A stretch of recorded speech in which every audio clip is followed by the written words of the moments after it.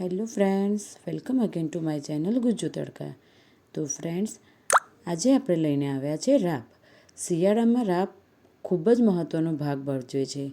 રાબ પીવાથી આપણી શરીરમાં ગરમી ઉત્પન્ન થાય છે અને તેમાં અલગ અલગ મસાલા હોવાથી તે શરીર માટે ખૂબ જ હેલ્ધી છે.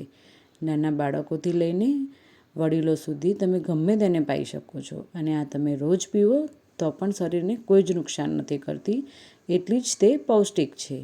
તો ચલો આપણે આજે બનાવવાનું શરૂ કરીશું. તો સૌપ્રથમ આપણે એક બાઉલ લઈશું અને તેમાં 1 ગ્લાસ પાણીને ગરમ કરીશું. તો તમે જોઈ શકો છો પાણી ઉકળવા લાગ્યું છે. ત્યારબાદ બીજું એક પેન લઈશું અને 2 ચમચી ઘી એડ કરીશું. ઘી એકદમ સરસ મેલ્ટ થઈ જાય ત્યારબાદ તેમાં આપણે 1 ચમચી ભાખરીનો લોટ એડ કરવાનો છે. અહીંયા આપણે ભાખરીનો કકરો લોટ લઈશું અને તેને મીડિયમ ફ્લેમ ઉપર હલાવતા રહીશું.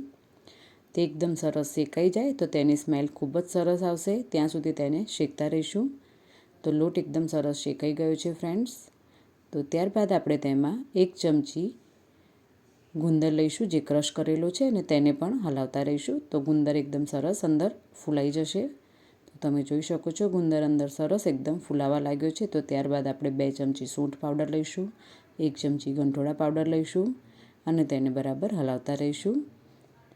ત્યારબાદ આપણે જે પાણી 1 ગ્લાસ ગરમ કરેલું છે તેને આમાં એડ કરી દેવાનું છે અને તેને બરાબર હલાવતા રહીશું. હવે આપણે ગોળ એડ કરીશું જે તમારે ટેસ્ટ પ્રમાણે એડ કરવાનો છે અને ગોળ આપણે એકદમ ઝીણો સમારીને લઈશું. અહીંયા મેં થોડો મોટો રાખેલો છે.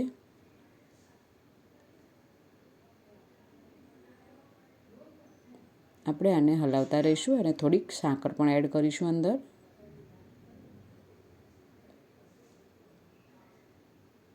આ પ્રોસેસ આપણે મીડિયમ ફ્લેમ ઉપર જ કરીશું.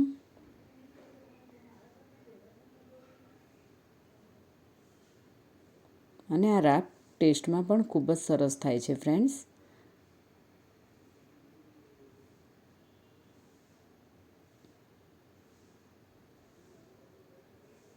હવે આપણે તેમાં 1 થી 2 ચમચી ટોપરાનું છીણ એડ કરીશું. ઝીણી ઝીણી સમારેલી બદામને પણ એડ કરી દઈશું અહીંયા અને તેને બરાબર હલાવી લઈશું. તો ફ્રેન્ડ્સ, આપણી રાબ અહીંયા રેડી થઈ ગઈ છે. તો થોડી વારમાં આપણે ગેસને બંધ કરી દઈશું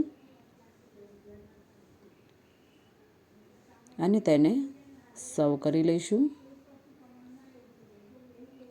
તો તમે પણ આ રાબ ઘરે ચોક્કસ બનાવો અને કેવી બની છે તે કમેન્ટ કરીને મને જણાવવાનું તો ભૂલતા જ નહીં. મારી આ રેસીપી ગમી હોય તો લાઈક અને શેર કરો.